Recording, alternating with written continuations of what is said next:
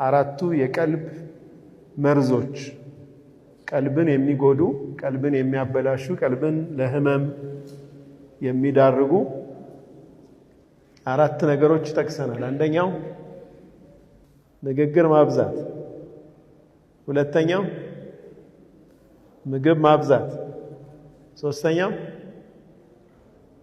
ከሰው ጋር መዋል ማብዛት መቀላቀል ማብዛት፣ አራተኛው የሐራም እይታ ሐራም የሆኑ እይታዎችን ማብዛት። እነዚህ ቀልብን በቀጥታ የሚያጠቁ የቀልብ በሽታ የሚያመጡ ናቸው። ቀልብ ይታመማል፣ ልክ ጀሰድ እንደሚታመመው ብለናል። መድኃኒት ያስፈልገዋል። ህመሙ በዛው ከተተወ ቀልብን እስከ መሞት ደረጃ ድረስ ሊያደርሰው ይችላል።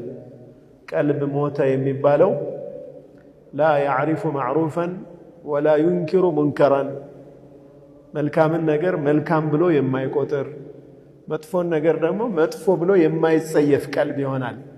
እንደውም ከዛ አልፎ በል የንዓኪስ ይገለበጣል። ምን ይሆናል?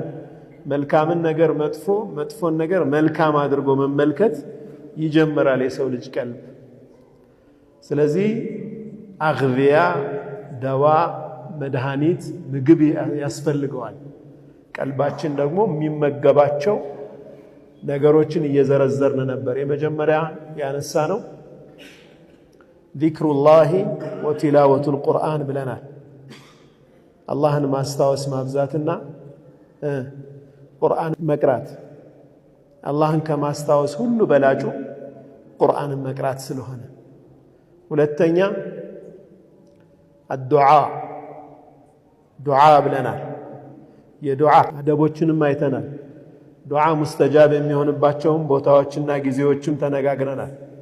ሶስተኛ አሰላቱ ዐለ ነቢይ ሰለላሁ ዐለይሂ ወሰለም፣ በነቢዩ ሰለላሁ ዐለይሂ ወሰለም ላይ ሰለዋት ማብዛት አንዱ የልብ መድኃኒትና የልብ ምግብ ነው ብለናል። አራተኛውና ዛሬ መጨረሻ የምናየው አላህ ሁላችንን የሚወፍቀን ቂያሙል ለይል የሌሊት ሰላት። የሌሊት ሰላት ነቢዩ ሰለላሁ ዐለይሂ ወሰለም ሸረፉል ሙእሚን ያሉት ማለት ነው። የሙእሚን ልቅና ነው ብለዋል። አላህ አንድን ሙእሚን ሲያልቀው ለይል ሰላትን ይሰጠዋል። የለይል ሰላት ፈድሉ በጣም ሰፊ ነው። አላሁ ስብሓነሁ ወተዓላ ኢነ ረበከ ያዕለሙ አነከ ተቁሙ አድና ሚን ሱሉሰይ ለይሊ ወኒስፈሁ ወሱሉሰሁ ብሎ አላህ ያደንቃቸዋል ነቢያችንን ሰለላሁ ዐለይሂ ወሰለም።